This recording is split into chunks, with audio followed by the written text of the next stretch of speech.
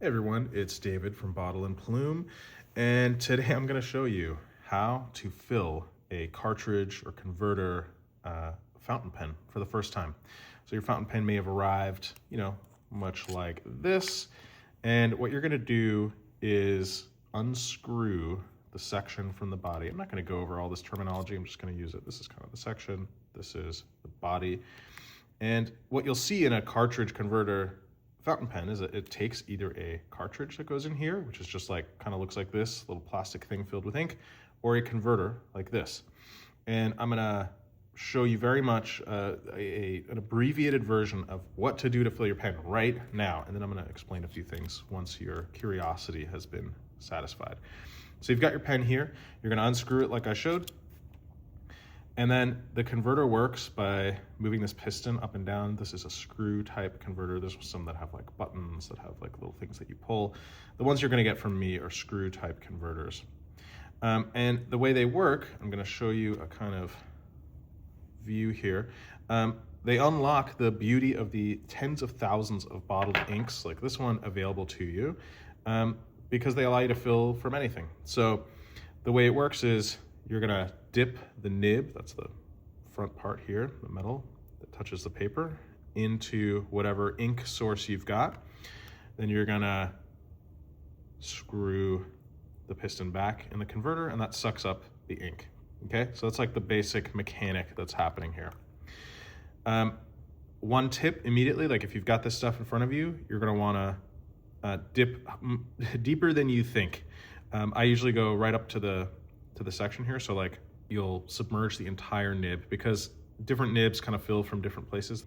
The idea being if you submerge the entire nib, then you're good, it'll suck up ink. Okay, so now that you're starting to do that, let me explain a little bit more about this and also show you a much cleaner way of doing it. So submerging your pen, like if I were gonna use this bottle of ink, you'd open the bottle of ink, right? You'd submerge the entire pen. There's a few issues, like what if the ink's not deep enough to submerge the entire nib, or what if the nib is like too large or the section is too thick to even get into a sample vial? These are all like problems you'll probably run into once you get hopelessly obsessed with fountain pens and buy some big ones. So how do you do that? How do you deal with that? Well, I find honestly the best and cleanest way to even refill a cartridge or fill a converter is using a blunt tip syringe. I include these in a lot of the starter packs and stuff that I sell on bottleandplume.com if you're interested, because it's just a much cleaner way to fill. There's one advantage and one disadvantage that I just want to mention before showing you how to do this with a syringe. The advantage of filling this way through the nib, through the feed, is that sure, you might not get a perfect fill here. That is, you'll have like an air bubble at the top. That's fine. But one real advantage is that the whole feed, this internal, usually plastic part that holds ink and kind of lets it come out onto the nib and onto the page, that'll be saturated with ink, and that's quite a bit of ink that fits in there. What happens when you syringe fill is the entire feed isn't saturated yet. So just like using a cartridge, it'll take a little bit longer to come down onto the page. You fill this up with ink, then you stick this in, and then you kind of shake it, you wait, you do your little dance, you get impatient, you think, oh, maybe I should buy more fountain pens. And then finally it starts writing and you're like, okay, everything's cool. Or you shake it too much and then nothing happens until like ink splatters out onto the page and you're like, oh, I'm done, okay, feed is saturated. So again, this second version I'm gonna show you, it's cleaner, but I prefer it because I'm always like refilling pens. I have like 10, 15 pens in rotation at a time, despite my attempting to have less. That's how I do it. So I'll show you that. Basically, screw that piston all the way back, fill. I usually, most cartridges you're ever gonna use or converters are gonna have less than a milliliter of ink. So I've got a 3 ml syringe body here, and I'm gonna fill just under a milliliter. You take this, insert it into the top of the converter. Don't splash yourself. So this of course is gonna be wow, I really did not get enough ink. Anyway, get a little more ink despite all my warnings and overfilling. I did not take enough ink here. And then, just before you get to the top, don't mess around with filling to the tippy top. That's a good way to get splashed. Ask me how I know. Fill it up, deposit any remaining ink from the syringe.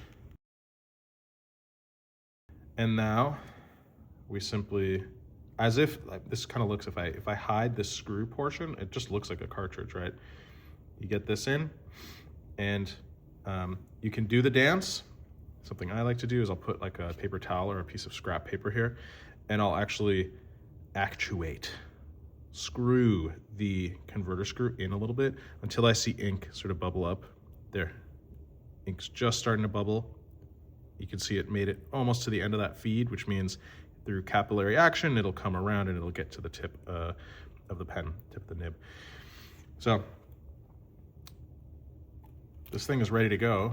And you can see, it's not miraculous too if you're a beginner, but if you've been filling pens for 20 years and you're just used to having inky fingers from this, it is semi-miraculous to be able to quickly and cleanly, you can see it's just at the beginning of the section. So I'm gonna do a little bit more. It's a miracle to have clean hands after doing this, especially if you do it a lot, because you write a lot, like yours truly. I'm actually gonna go wild because I'm impatient here. I would just wait another minute. Basically, when you use this method, or when you use a cartridge and you're just waiting for ink to come down, this can take 5 minutes, sometimes 10 minutes. There's different ways to kind of jumpstart it. You could dip it in a little bit of water to try to get sort of capillary action for the water to kind of soak up and meet the ink and then come down. It'll be a little washed out at first. Or you can just wait and dance, but I'm impatient, so.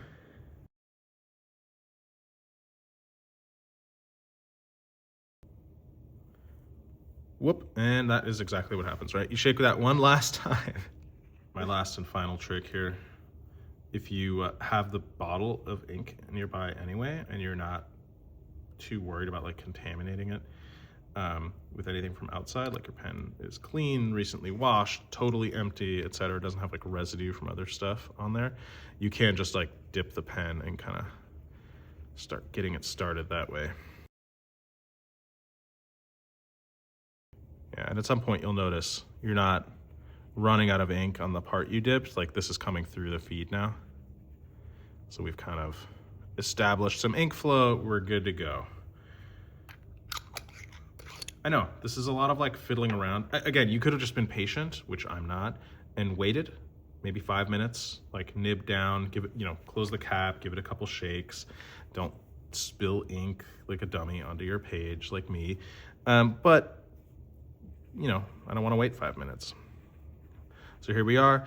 This pen is now writing. I've got I love this pen. This is like my personal Jinhao 82. This is like a, I don't know, $10 pen. It's just such a workhorse for me. And I'm not afraid to put pigment inks or like shimmer inks or anything in here. I've got $500 pens that I like wouldn't touch with a shimmer ink or a pigment ink just in case it like dries out or something. I'm sensitive about these things. But this, it's like I use it with everything, and the end effect is that I end up using it more than other pens. But this isn't a pen review. Anyway, go forth, enjoy your fountain pen with your converter. Now you know like 3 different ways to fill it. And I guess I didn't mention the third way. Some people take the converter out and literally just like fill it. If you have a high enough fill on your vial or on your bottle, you can do that. But that's another good way to get inky fingers. So I really do prefer for myself the blunt tip syringe way. And that plus the vials, it's enough to make anybody's, like spouse start wondering if you've got like a real substance abuse problem. And that's just like a look that I like for my desk. So hope that's been useful. If you're into fountain pens or you'd like to get into fountain pens, they are a wonderful, extremely calming, analog, whatever the opposite of Instagram is, hobby. And they can be a lot of fun and add a lot of richness to your life if you use fountain pens to write letters to your friends and family and kind of stay connected to other people. It's a lovely thing. So thanks for watching. And if you're buying stuff for fountain pens, check out bottleandplume.com. That's bottle and the word and written out, plume.com. Thanks again, and I'll see y'all online.